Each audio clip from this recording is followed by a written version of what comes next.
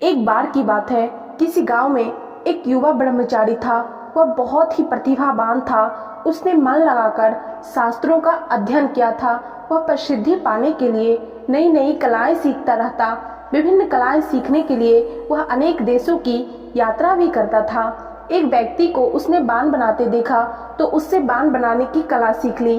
किसी को मूर्ति बनाते देखा तो उससे मूर्ति बनाने की कला सीख ली। इसी तरह कहीं से उसने सुंदर नक्काशी करने की कला को भी सीख लिया। वह लगभग 15-20 देशों में गया और वहां से कुछ न कुछ सीख कर लौटा। इस बार जब वह अपने देश लौटा तो पूरे अभिमान से भरा हुआ था।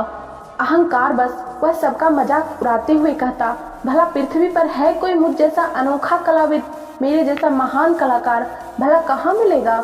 बुद्ध को जब उस युवा ब्रह्मचारी के बारे में पता चला तो वे उसका घमंड तोड़ने के लिए एक वृद्ध ब्राह्मण का रूप धारण कर उसके पास आए और बोले, युवक, मैं अपने आप को जानने की कला जानता हूँ, क्या तुम्हें यह कला भी आती है। वृद्ध ब्राह्मण का रूप धरे बुद्ध को युवक नहीं पहचान पाया और बोला, बाबा, भला अपने आप को जानना भी कोई कला है क्या। इस पर भगवान बुद्ध बोले, जो बाण बना लेता, मूर्ति बना लेता, सुंदर नक्काशी कर लेता अथवा घर बना लेता, वह तो मात्र कलाकार होता है।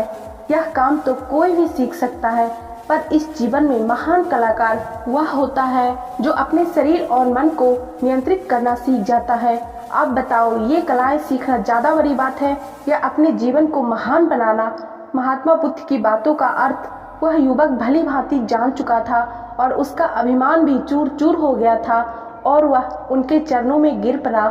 उस दिन वह उनका शिष्य भी बन गया। दोस्तों, महात्मा बुद्ध के इस कहानी से हमें यही सीखने को मिलती है कि हम अपने जीवन में किसी भी प्रकार की कला हो जिसे हम सीखना चाहते हैं उसे सीख सकते हैं। ये सीखना कोई बहुत बड़ी बात नहीं है, क्योंकि इस धरती पर इम्पॉसिबल नाम का कोई चीज नहीं है। क्योंकि यदि आप इम्पॉसिबल को अच्छे से देखो तो वो लिखा हुआ है आई एम पॉसिबल।